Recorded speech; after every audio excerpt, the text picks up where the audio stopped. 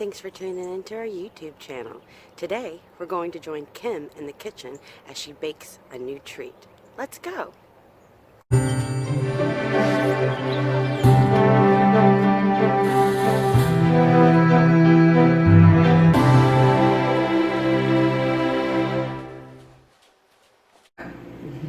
Hi, my name is Kim Lett, and I'm the Program Manager for the Disability Resource Center. The DRC is an organization that helps people with disabilities to reach their independent living goals with and without supports. And we hope our videos will help you to live life your way and reach your goals. Let's begin. Today, we'll be cooking something that takes very little ingredients, which is a plus for me. It's made with things that you have at home, can supply you with dairy, protein, and vegetable all in one dish. Doesn't cost a lot to make, which is also a plus for me. But it looks elegant and it makes a nice dish to have when you have guests over to your house and you want to impress them.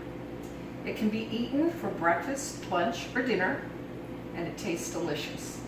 So you're probably wondering what we're going to be talking about. It's quiche. Quiche is a French tart, and it's made with cream, cheese, and eggs. Although our quiche is going to be made with milk instead of cream, and it's going to include mayonnaise, which is an ingredient not found in most quiche, but it does make this one absolutely delicious. And it is also a product that you have at home. So it makes that even easier to pull out your other ingredients to make a quiche. A quiche can be made with anything else as far as meats and vegetables. You just put them in the bottom of a pie shell. It can be ham, it can be bacon, it can be sausage. Put that in the bottom of a pie shell, maybe add some broccoli or some spinach or some other vegetable, potatoes, and then you pour your cheese and cream mixture on top and bake. And that's about all there is to a quiche. So let's begin and make you a French chef. The first thing we're going to do is get our pie shell ready. Now, if you want to make your own pie shell, you are welcome to do that. I am embarrassed to say I've never made a pie shell in my entire life. I always buy them. So I buy the deep dish ones. Don't buy the regular one, buy the deep dish ones. Here's a deep dish pie shell. And then we're going to bake that for about 5-10 minutes, just so it gets brown. But the shell is going to puff up in the bottom, and so it doesn't puff up because of the steam and the heat. You want to take a fork and just poke the bottom about 4 or 5 times. Then we're going to take the pie shell and put it in a 420-degree oven. Put it on a baking sheet, because if you just put this on the shelf, it could burn the bottom of the pie shell. So I'm going to take it over here and put it in our oven. I've preheated our oven to 425 degrees. You can put it on 425. The pie package may say something a little different, but usually 425 for 5 to 10 minutes works really well. So check on it after 5 minutes. If it's done, take it out. If not, leave it in a few minutes longer. So I put that in. I'm going to set a timer. I'm going to set it for 5 minutes. There we go. And start. While that is in the oven, we're going to start making the inside of the quiche. All right, so now we're going to make the inside of our quiche. I have got all my supplies laid out just because it's easier.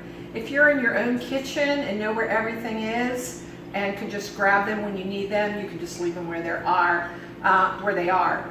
Some people like them laid out. Whatever works best for you, do that. So the first thing we're going to do is get our mixing bowl.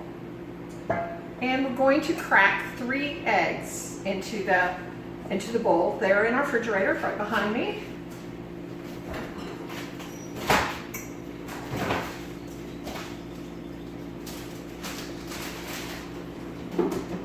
I have grabbed them out of the refrigerator along with our other refrigerated ingredients so that I have them at hand.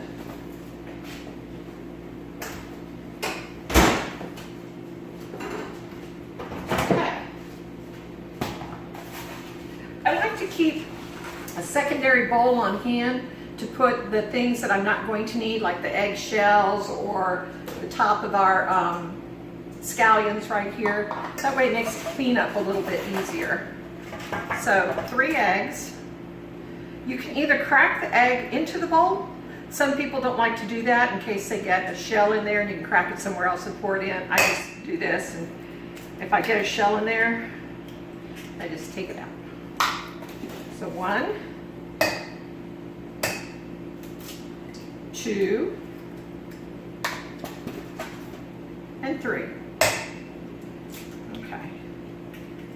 Now, normally you would have a whisk to whisk those around. I could not find one in our DRC kitchen, so we're going to have to get one. But a fork can work as well. So, turn over the bowl. Go whisk, whisk. Use a little action from your wrist and get those eggs mixed up, okay? Now, we're going to add 3/4 cup milk. I've got my measuring cup. Pour that in there. And there's our milk. So that's done. I'm going to put the stuff I've used over here so that I can put them away when I'm done. We also need 3/4 cup mayonnaise. I'm going to use this measuring cup instead of this one for the 3/4 cup. I find it easier. I couldn't find a 3/4 measurement. You notice this says 1/4. And we need 3 of those. So I'm just going to squish this mayonnaise, because this isn't a jar of mayonnaise. This is one of those other plastic kind.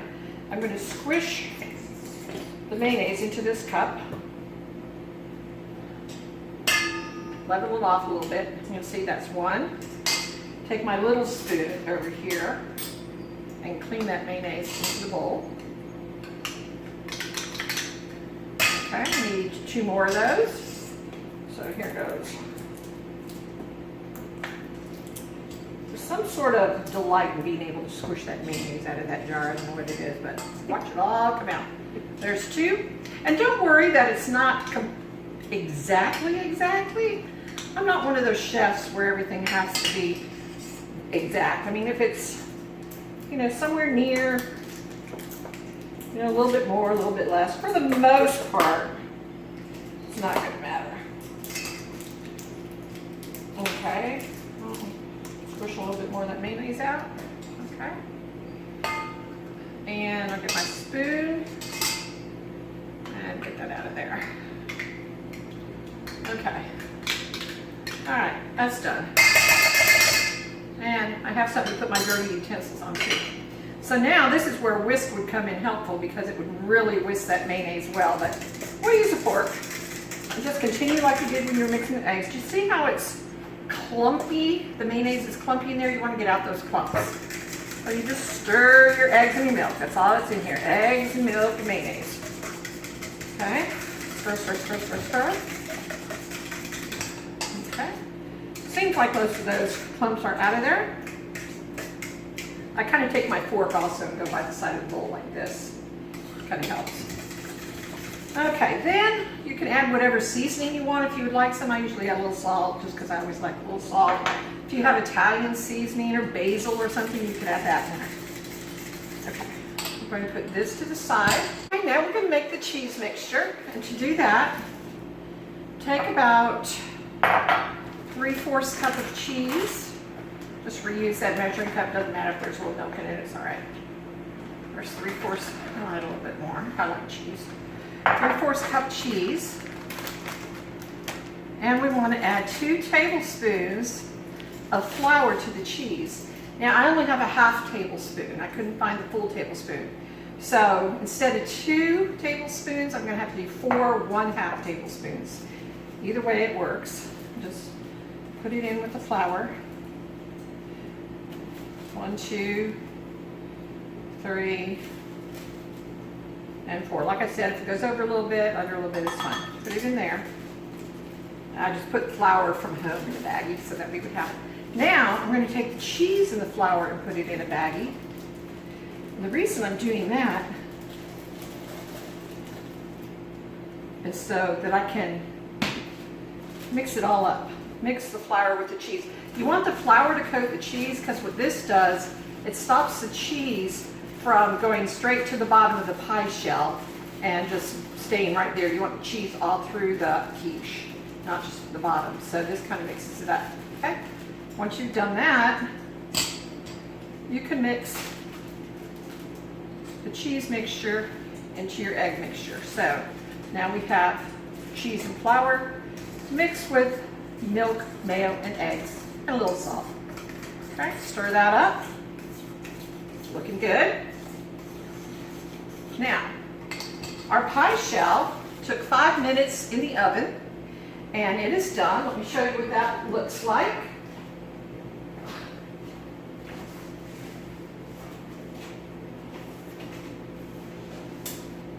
So you can see that it browned a little bit. It did puff a little bit. You can take your hands and gently push it back down. That kind of gets the steam out of it. Okay. So, in the pie shell, you're going to put whatever you want. Your meat, your vegetable. I happen today to have gotten pre-cooked Italian sausage. You can buy ham. I like anything. This makes it easy when you buy something that's pre-cooked.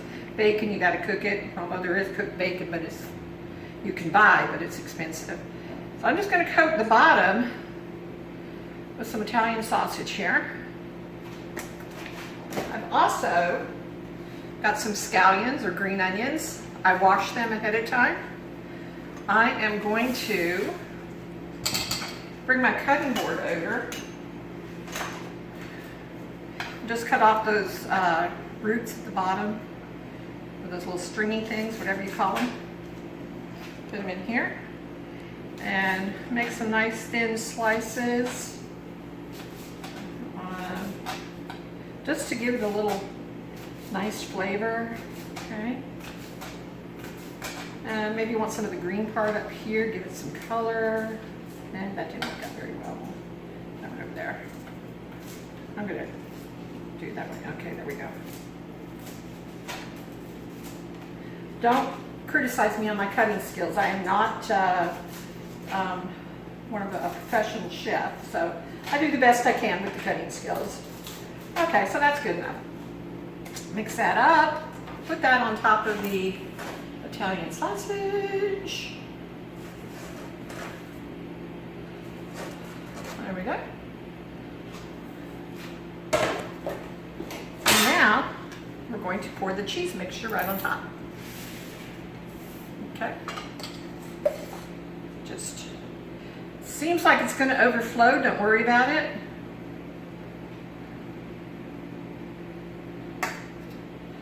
Now at home, after you've taken the pie shell out, because it was on 425, you want to move it down to 350 degrees. Luckily here at the DRC we have 2 ovens, so I've already preheated our second oven for 350 degrees, so it's already preheated to that. So the pie goes in an oven at 350 degrees for approximately 40 to 45 minutes. I'm going to put it in on 40 minutes with the timer for 40 minutes and check it after that. You may want to check it halfway through to make sure the crust isn't getting too brown. If it is, you can cover the top lightly. So with foil, you don't want the foil to stick, so that's why I said lightly, and then put it back in there. You'll know it's done after about 40 or 45 minutes. If you, kind of like a cake, if you can feel the top and it bounces back, or if you take a toothpick and put it in the middle and you know, gives you a little pushback. It's dense when you push the toothpick in. Toothpick may come out a little messy, but that's because there's melted cheese in there. So, but if it's kind of dense in the middle and bounces back, you'll know it's done. All right, I'm going to put it in our oven, which is right underneath my counter, and we're going to cook this for 45 minutes. I'm going to put the timer on 40 minutes, so 4, 0, 0, 0, and start. Okay, now we'll let that go. I have prepared another quiche, and I did that earlier this morning so that you could see what it looked like when it was done cooking. So let me get that for you.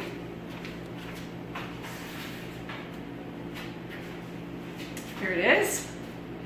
You can see it's nicely browned on top. It's really dense in the middle. You can see here where I did put foil on a little tight and pulled it off. But let this cool and serve it, you don't want to serve it cold, but you don't want to serve it really hot. So maybe moderate. And then you can top it with some greens. This is Italian parsley. Let me show you found that at Wegmans, Italian parsley. You don't have to, but it just adds a nice little pretty topping to it. Makes it look a little bit more elegant. There we go.